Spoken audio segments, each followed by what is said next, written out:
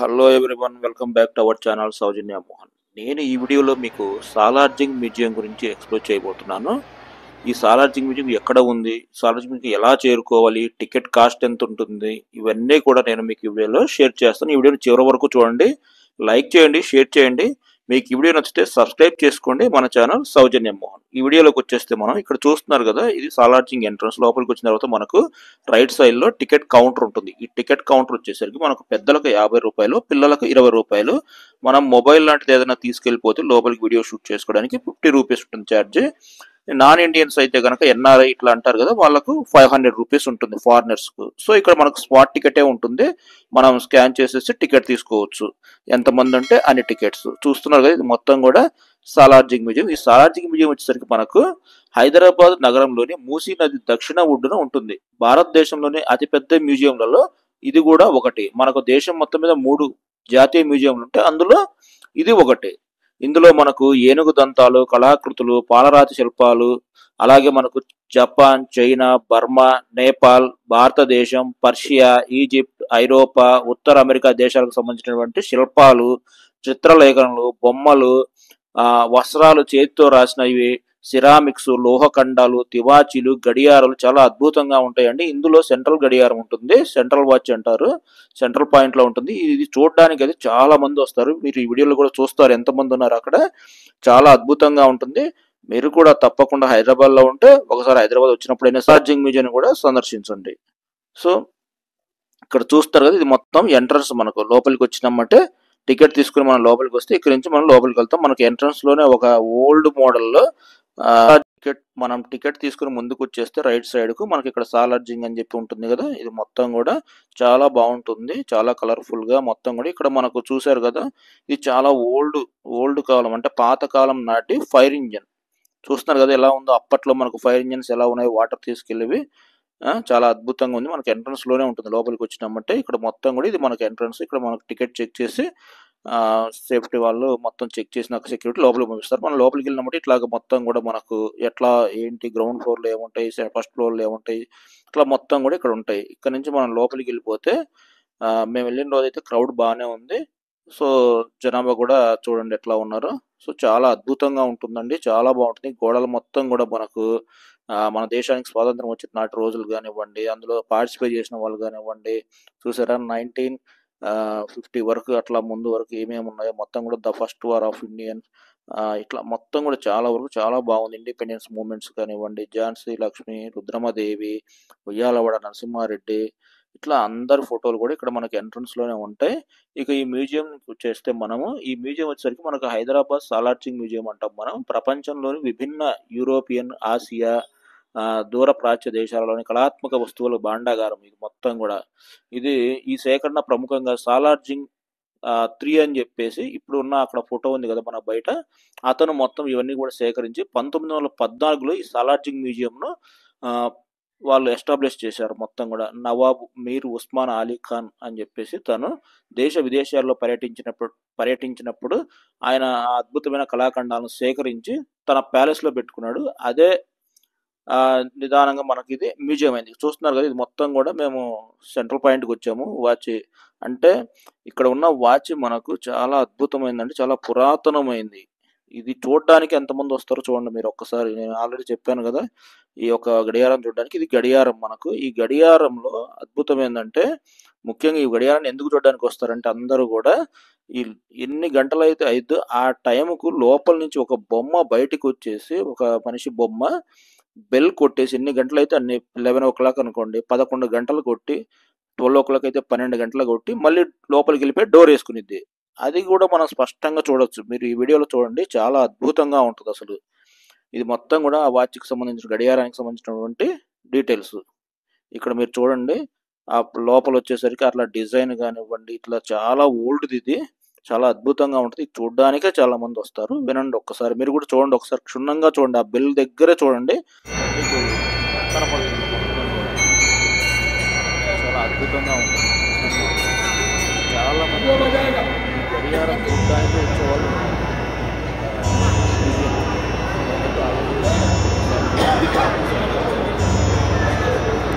చాలా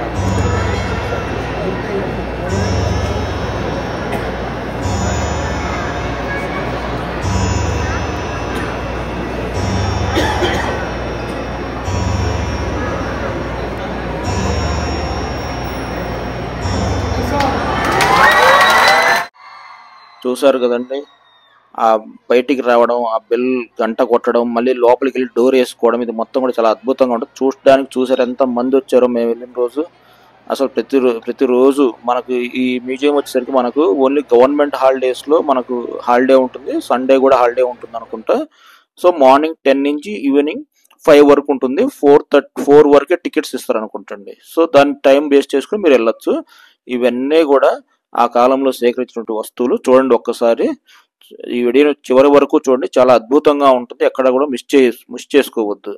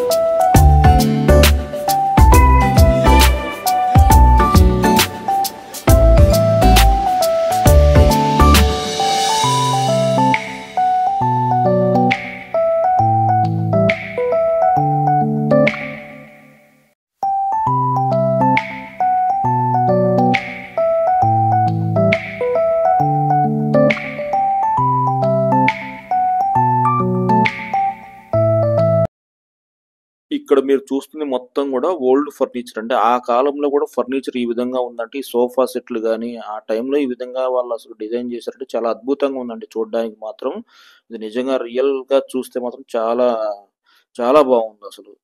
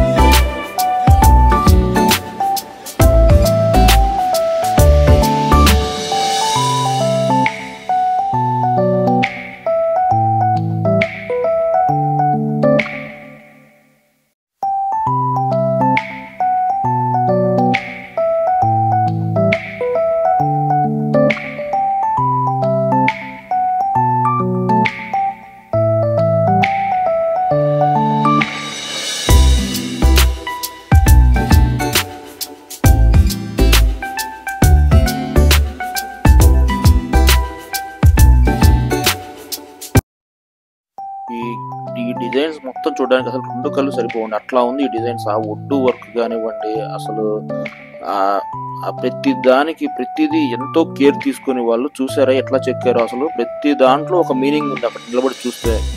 అది ఒక అర్థం చేసుకుంటేనే మనం మధ్యలో వినాయకుడి దగ్గర అటు ఇటు ఉన్న వాళ్ళు కానివ్వండి, సీతమ్మదేవి అశోకవనంలో ఉన్నప్పుడు చేసిందైతేనేమిటండి, ఆ విధంగా వుడ్లో వాళ్ళు ఆ డిజైన్ తీసుకొచ్చారు. అలాగే శ్రీకృష్ణుడు కాళీయంత్రిలో ఉన్నప్పుడు అయితేనేమండి, ఇట్లాగా శ్రీరామచంద్రమూర్తి యొక్క పట్టాభిషేకం అయితేనేమి చాలా అద్భుతంగా ప్రతి ఒక్కటి క్షుణ్ణంగా చూస్తేనే మనకు అర్థమైంది. చూడండి ఒక్కసారి మీరు, చాలా అద్భుతంగా ఉంటుంది మొత్తం కూడా. అసలు ఈ వుడ్ వర్క్ అయితే నిజంగా ఈ వుడ్ వర్క్ మనం నిజంగా చూడాలండి. చాలా ఆ కాలంలో ఆ విధంగా చేశారంటే చాలా వండర్ఫుల్ గా ఉంది వుడ్ వర్క్. ఈ కళా సంపద అంతా మ్యూజియం రూపంలో దివాన్ దేవిడిలో 16 డిసెంబర్ 1951 నాడు ప్రారంభించారు. సో భారతదేశ తొలి ప్రధాని పండిట్ జవహర్లాల్ నెహ్రూ గారిచే ప్రజల సందర్శనార్థం ఈ మ్యూజియంను ఓపెన్ చేశారు అప్పట్లో.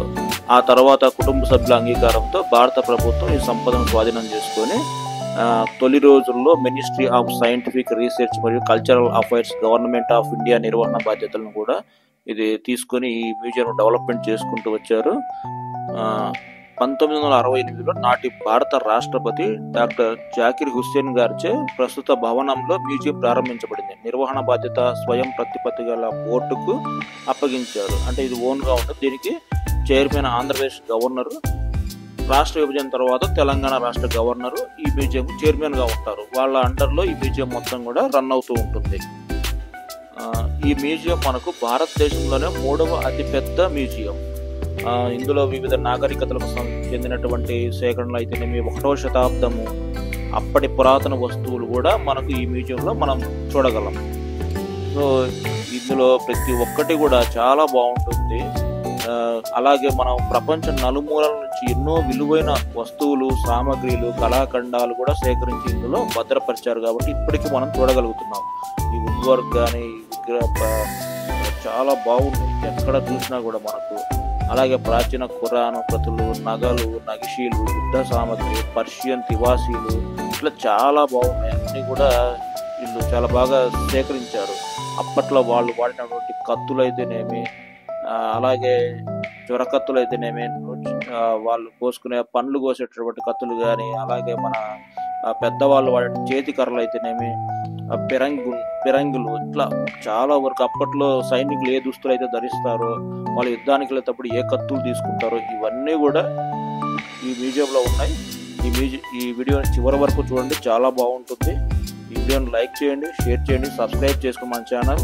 ఇందులో మొత్తం సరిపోదు కాబట్టి నేను ఇంకొక పార్ట్ 2 కూడా రెడీ చేస్తున్నాను. సో పార్ట్ 2లో ఇంకా చాలా బాగుంటాయి. ఈ వీడియోను చివరి వరకు చూడండి.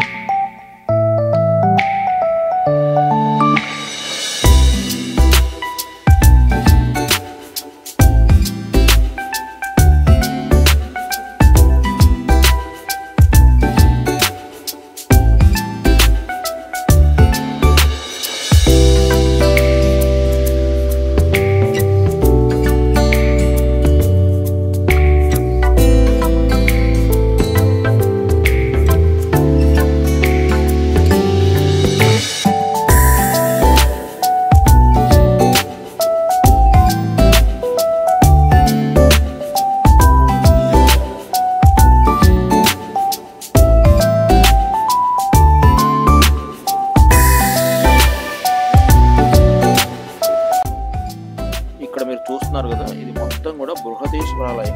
తమిళనాడులోని తంజావూరులో ఉంటుంది కదా మనకు. చాలా అద్భుతంగా ఉంది చూడండి. ఒక్కసారి ఇది లైవ్లో కూడా చూడాల్సింది, ఎందుకంటే అంత అద్భుతంగా తయారు చేశారు ఈ బృహదీశ్వరాలయం. ఇది తిరుచికి దగ్గరలో ఉంటుంది. అలాగే మనకు ఇంకొక పక్కనే తిరుచిలో ఒక కొండ మీద ఒక టెంపుల్ ఉంటుంది మనకు. ఆ టెంపుల్ కూడా చాలా అద్భుతంగా చేశారండి. అసలు నిజంగా అసలు లైవ్లో చూస్తే అయితే మేము చాలాసేపు చూసాము. చాలా మంది కూడా ఇది చాలా బాగా చూస్తూ బాగా పిల్లలకి ఎక్స్ప్లెయిన్ చేస్తున్నారు. నిజంగా చాలా అద్భుతంగా ఉంటుంది. ఒక్కసారి తప్పకుండా చూడండి మీరు కూడా. నేను ఎందుకంటే తిరుచి వెళ్ళాను కాబట్టి తిరుచిలో ఆ టెంపుల్ కొండపైన ఉన్న టెంపుల్ కూడా వెళ్ళి దర్శనం చేసుకుని వచ్చాను. చాలా బాగుంది చూడండి, ఆ కొండ ఎట్లా ఉంది, ఆ కొండపైకి వెళ్ళి శ్రీకాకుళం జిల్లా మొత్తం కూడా చాలా అద్భుతంగా తీర్చిదిద్దారు ఇక్కడ.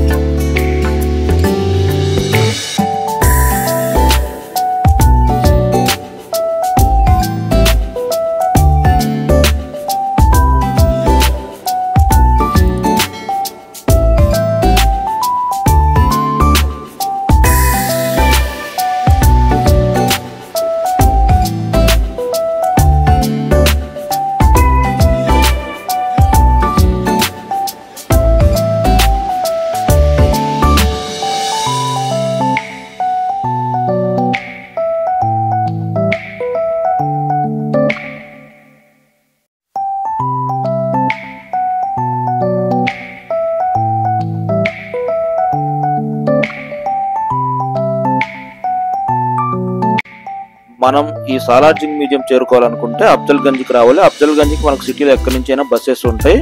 అఫ్జల్గంజ్ వచ్చిన తర్వాత మనకు పక్కనే మూసీ రివర్ ప్రవహిస్తూ ఉంటుంది. దానిపైన బ్రిడ్జ్ ఉంది కదా, ఆ బ్రిడ్జ్ దాటి ముందుకెళ్తే మనం లెఫ్ట్ సైడ్ వెళ్తే సాలార్జింగ్ మ్యూజియంకి వెళ్తాం. రైట్ సైడ్ కనుక వెళ్తే మనం చార్మినార్ సెంటర్కి వెళ్తాము. సో ఎవరైనా సరే సాలార్జింగ్ మ్యూజియంకి రావాలంటే ముందుగా అఫ్జల్గంజ్ చేరుకోవాలి. అఫ్జల్గంజ్ నుంచి మనకు పక్కనే వాకబుల్ డిస్టెన్స్ ఉంటుంది, లేదా ఆటోకైనా మనం జర్నీ చేయొచ్చు. సో చాలా ఈజీగా చేరుకోవచ్చు సిటీలో మనమైతే సాలార్జింగ్ మ్యూజియంకు. చాలా ప్రతి ఒక్కరూ సందర్శించవలసినటువంటి మ్యూజియం ఇది. ఎందుకంటే మనకు భారతదేశంలో ఉన్న 3 మ్యూజియంలలో ఇది ఒకటి కాబట్టి చాలా అద్భుతంగా ఉంటుంది.